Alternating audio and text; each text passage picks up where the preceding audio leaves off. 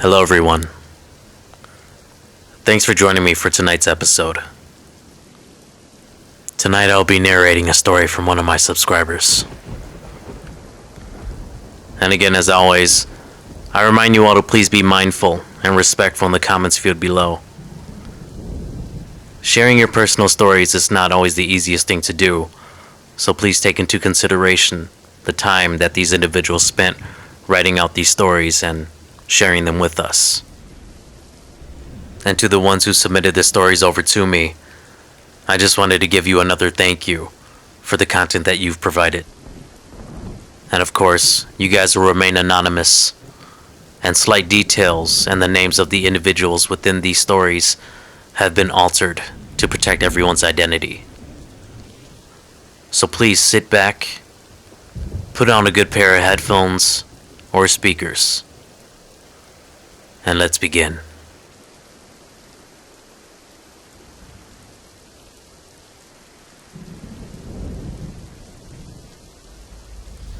Number 1. I was camping with my husband and his family at a small, remote lake in New Mexico. There were about 10 people in our group, and another group of 6 people in the next campsite. It was nighttime and both groups were doing typical activities, making s'mores, having a few drinks, and telling stories when we all heard what sounded like a little girl yelling out for help. Neither group had children with them, but we were all positive we were hearing a little girl and decided to search the area we heard the noises coming from together. There was a feud behind our campsites, and we all saw a very tall, pure white figure standing maybe 100 feet away from us in the field, making the noises. We all agreed this thing looked maybe 6 feet tall, skinny, and white as can be. We made our way closer to investigate, but whatever it was that we saw started backing off as we got closer, and it disappeared into the trees. All night, we continued to hear a little girl calling for help as we tried to sleep. Number 2. After my parents divorced when I was a teenager, I lived with my mother. I experienced lots of paranormal happenings. Several times when I was reading in my bed, the room would start to feel really icy. Next, it would feel as if somebody that hated me was staring at me. When I got that feeling, I would leave the room and come back an hour later. Sometimes during the day, I would see a shadow figure sneaking along my bedroom walls. Something in the flat was pretending to be my dog. I went into my room and heard a deep growl from under the bed. My dog wasn't capable of making a noise that deep. It sounded like either a really big dog or a man doing his best dog impersonation. Other times my dog would whimper and pace in the room next to mine, but wouldn't come when called, as if he was afraid of something in the hallway. When I moved in with my father, the paranormal activity stopped. Number 3. I worked as a forensic nurse in a hospital's lockup unit.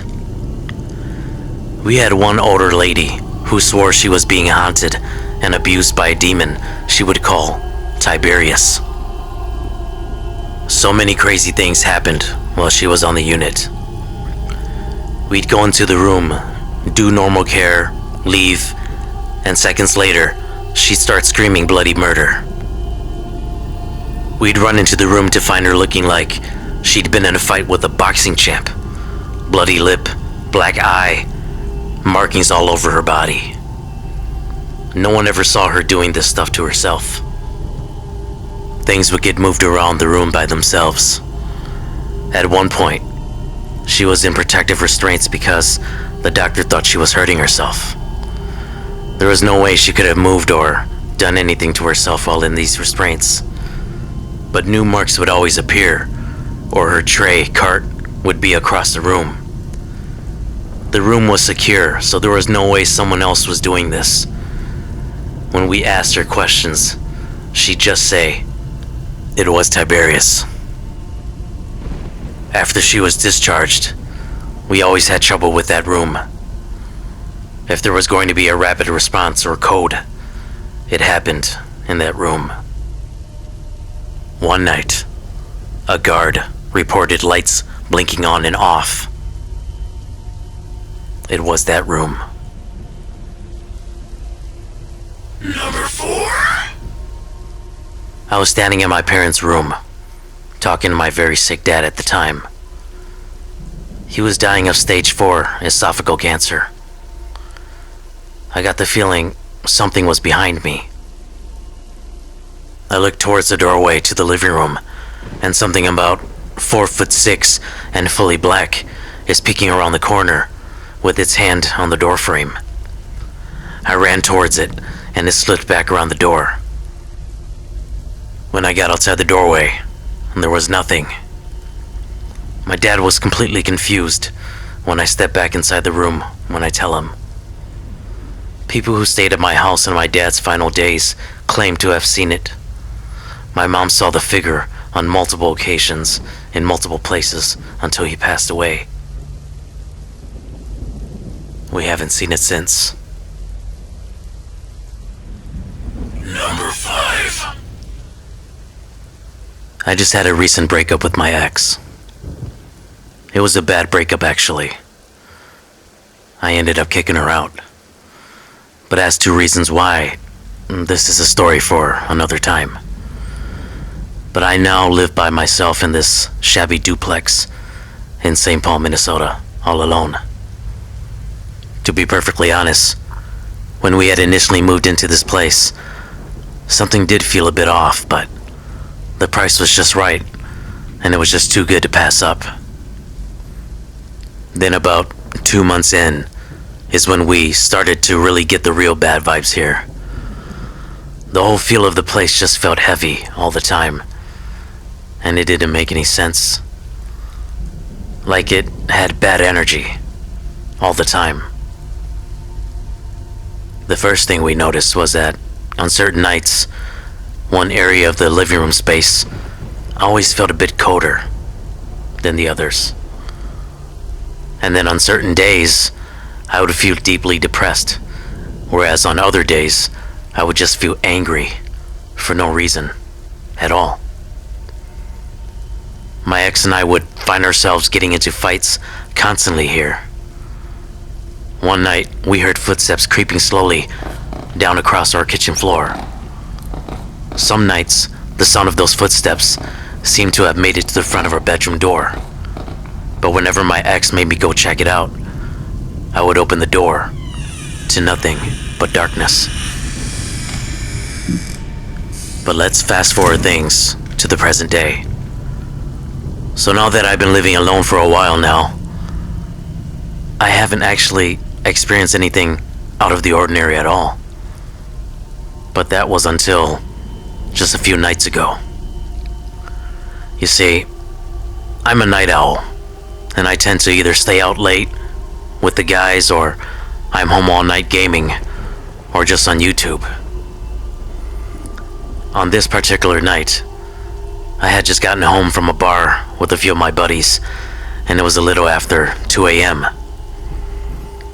I was a bit beat up, but needed a hot shower, and so I hopped in.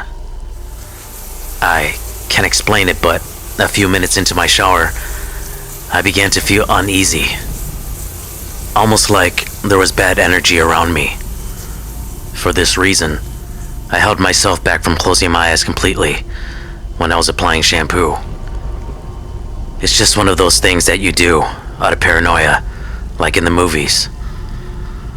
I don't know if I was paranoid, just still buzzed from the bar, but something felt off to me. I continued to shower for about another 10 minutes or so, and then got out. I grabbed my towel and headed over to my sink. The mirror had fogged up from my hot shower, so I wiped it down with my hand. But for some reason, out of the corner of my eye, something urged me to look over to where my shower was. I kind of examined the shower, and then my eyes worked down to the floor where the shower rug was. Here's the part that scared the shit out of me. On the rug, I saw my wet footprints in which I had made stepping out of the shower, walking over to where I am now at the sink. However, there were another set of footprints imprinted on that rug, facing my shower. What the fuck? These footprints were not mine. My feet were not wet going into the shower. It was wet coming out. Upon further examination, the size of these wet footprints were smaller than my own feet as well. All I could envision in my head was that someone was standing right outside my shower, staring directly at me as I showered. But how? I now live alone. The fucking door was locked. What does this even mean? How did this even happen? I have no clue. All I know is that these past few nights have been sleepless for me.